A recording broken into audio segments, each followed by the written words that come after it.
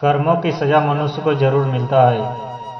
भगवान का न्याय। जय श्री कृष्णा मित्रों, स्वागत है हमारे दर्शक बंधुओं को पुनः अनमोल विचार यूट्यूब चैनल में। मित्रों, लेकर आए हैं एक बहुत महत्वपूर्ण कहानी जो आपके जीवन में बहुत कुछ सीख देकर जाने वाली है। जिसमें बताया गया है कि मनुष्य को उसके कर्मों की सजा जरूर मिलती है। यही भगवान का नियम और न्याय है। अब कर्म इस जन्म का हो या पिछले जन्म का, उसका परिणाम तो भुगतना ही पड़ता है, अर्थात उस कर्म का सजा तो झेलना पड़ता है। क्योंकि कर्मों की सजा तो भगवान को भी झेलनी पड़ी थी। मित्रों, सुना होगा आप लोग पौराणिक कथाओं में, जैसे कि त्रेता युग में श्री राम ने बाली को छिपकर बाण मारा था, उसका बदला द्वापर में श्री कृष्ण बनकर चुकाना पड़ा, जो वही बाली बहेलिया बना और श्री राम कृष्ण बने। जो बहेलिया ने बाण से श्री कृष्ण के पैर में छिपकर मारा था। तो मित्रों, मेरे कहने का मतलब है कि कर्मों की सजा के अनुकूल ईश्वर के न्याय से कोई नहीं बच सकता। तो मित्रों, ऐसा ही कुछ इस कहानी में हुआ है। क्योंकि ये कहानी आपके लिए बहुत ही ज्ञानवर्धक और प्रेरणादायक है। मित्रों, आपसे अनुरोध है कि इस कहानी को पूरा सुनने का प्रयास करें। तो चलिए मित्रों, शुरू करते हैं ये शिक्षाप्रद कहानी को। मित्रों, एक समय की बात है, किसी गांव में दो पति पत्नी रहा करते थे। उन दोनों पति पत्नी में कभी बनती नहीं थी।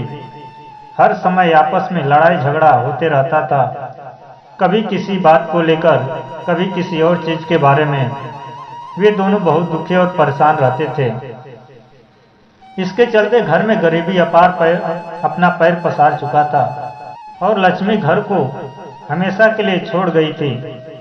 मित्रों, किसी ने सत्य ही कहा है कि जिस घर परिवार में आपस में कलह लड़ाई झगड़ा बना रहता है, उस घर को लक्ष्मी हमेशा के लिए त्याग देती है और इसी के कारण वह परिवार महागरीबी के श्रेणी में पहुंच जाता है।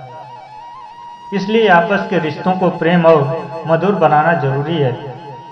तो मित्रों, वह पति पत्नी बहुत गरीब थे, जो अपार दुख को झेल रहे थे। एक दिन की बात है, पत्नी ने पति से कहा कि मैं अपने मायके जाना चाहती हूँ, मुझे लेकर चलिए। तब पति पत्नी को लेकर उसके मायके लिए चल देता है। चलते चलते वे दोनों एक भयानक जंगल में पहुंच जाते हैं और चलते चलते थक चुके थे। एक बरगद के पेड़ के सुंदर छाया को देखकर उसी के नीचे आराम करने के लिए बैठ गए।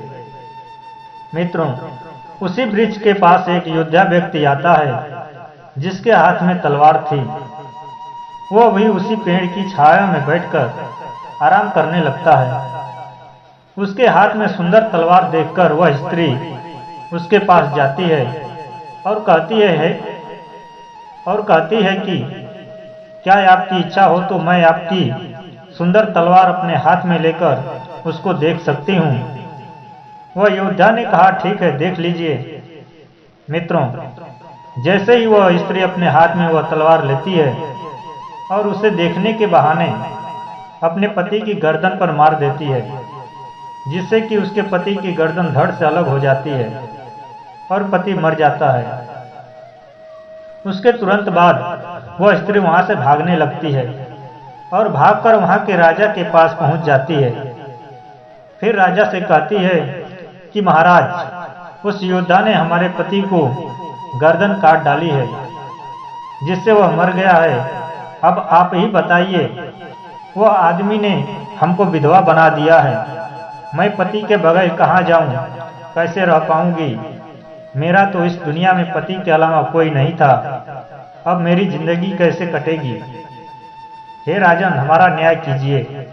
मित्रों, तभी राजा ने अपने कुछ सैनिकों को भेजकर उस वीर योद्धा को पकड़वा देता है और कहता है कि इस नीच योद्धा के दोनों हाथ काट दिए जाए, जिससे कि ये तलवार चलाने के लायक नहीं रहेगा और न ही किसी की हत्या कर सकेगा और न ही किसी स्त्री को दोबारा विधवा बना सकेगा। मित्रों, तभी योद्धा के दोनों हाथ काट दिए जाते हैं और उसे दरबार से बाहर निकाल दिया जाता है। राजा कहता है बस इसकी यही सजा है। तब मित्रों वह व्यक्ति अपार पीड़ा को सहन करते हुए आगे के लिए चल देता है और अपने भूल को कोसते हुए उसी जंगल में पहुंच जाता है। तभी उसी जंगल में उसे एक साधु मिलते हैं। वो साधु उससे पूछते हैं कि बेटा तुम इतने परेशान क्यों हो, तुम्हारे आंखों में आंसुओं की धारा क्यों बह रही है, क्या बात है। मित्रों वह योद्धा कहता है कि हे महात्मा, एक स्त्री ने मेरी तलवार को मुझसे देखने के बहाने लेकर अपने पति की हत्या कर दी और उसकी गर्दन को काट दिया। फिर मेरे ऊपर झूठा दोष लगाकर वहां के राजा द्वारा मेरे दोनों हाथ कटवा दिया। जिस पीड़ा से मुझे बहुत दुख हो रहा है, अब आप ही बताइए उस स्त्री ने हमारे साथ ऐसा क्यों धोखा किया है। प्रिय मित्रों, तब वह साधु ने कहा बेटा वह स्त्री ने आपके साथ धोखा नहीं किया है, उसने अपना बदला लिया है। साधु के ऐसा कहने पर वह पूछने लगा महाराज कैसा बदला, मैं कुछ समझा नहीं। तब साधु ने कहा बेटा तुम नहीं जानते, मैं बताता हूँ। जिस स्त्री ने तुम्हारे हाथ कटवाए हैं वह पूर्व जन्म में एक गाय थी और उसने जिस अपने पति की हत्या की है वह पूर्व जन्म में एक कसाई था जो पिछले जन्म में उसी गाय के पीछे भाग रहा था, उसे मारने के लिए और सबसे कह रहा था कि मेरी इस गाय को पकड़ लो जो मुझे छोड़कर भागी जा रही है। उन सब ने कसाई को पहचान लिया और उसकी कोई मदद नहीं किया, क्योंकि सब जानते थे कि ये गाय को मार देगा और इसकी हत्या कर देगा।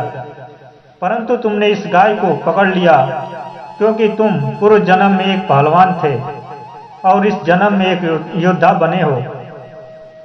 तुमने गाय को पकड़कर कसाई के हवाले कर दिया, उसके हाथ में दे दिया, जिससे वह कसाई ने गाय को मार डाला। साधु कहते हैं बेटा तत्पश्चात वही गाय यह स्त्री बनी है और कसाई इस जन्म में उसका पति बना है। जिस प्रकार वह स्त्री ने अपने पति को मारकर अपना बदला लिया है, उसी तरह पूर्व जन्म में कसाई ने इस तरह से गाय को काटा था और आज उस गाय ने इस जन्म में आकर स्त्री रूप में होकर अपने पति की गर्दन को काट डाला है। उसने अपना बदला लिया है। अब रही बात तुम्हारे हाथ कटने की, जो इसने हाथ कटवाए हैं वो इसलिए कटवाए हैं क्योंकि तुमने पिछले जन्म में उस गाय को अपने हाथों से पकड़कर इस कसाई को दे दिया था, जिसे तुम्हें भी कर्मानुसार बदला चुकाना ही पड़ा। इसलिए बेटा रोने की कोई आवश्यकता नहीं है, क्योंकि कर्मों की सजा मनुष्य को झेलनी ही पड़ती है। यही विधि का विधान है और यही ईश्वर का न्याय है। मित्रों, इतना कहने के बाद वह साधु वहां से चले जाते हैं और वो योद्धा अपने कर्मों का फल भोगते हुए अपने घर के लिए चला जाता है। तो मित्रों, ये कहानी आपको सिखाती है कि हमारा आज का अच्छा कर्म कल का अच्छा भविष्य बन जाता है और आज का बुरा कर्म कल के लिए घोर दुखदायी बन जाता है। इसलिए ऐसे कर्म करिए कि आज का जीवन भी और अगला जन्म भी आपका अच्छा हो, क्योंकि कर्मों की सजा मनुष्य को भोगनी ही पड़ती है। जिस तरीका से उस कसाई के लिए और उस पहलवान के लिए भी कर्मों की सजा भोगनी पड़ी और उस स्त्री ने अपना बदला जरूर लिया और उनको बदला चुकाना पड़ा। तो मित्रों, कैसी लगी ये कहानी? हमें उम्मीद है ये कहानी आपके लिए जरूर पसंद आई होगी और जरूर समझ में आई होगी। तो दोस्तों, ये कहानी अपने मित्रों और दोस्तों तक जरूर शेयर करें और चैनल को सब्सक्राइब जरूर करें। धन्यवाद। राधे राधे।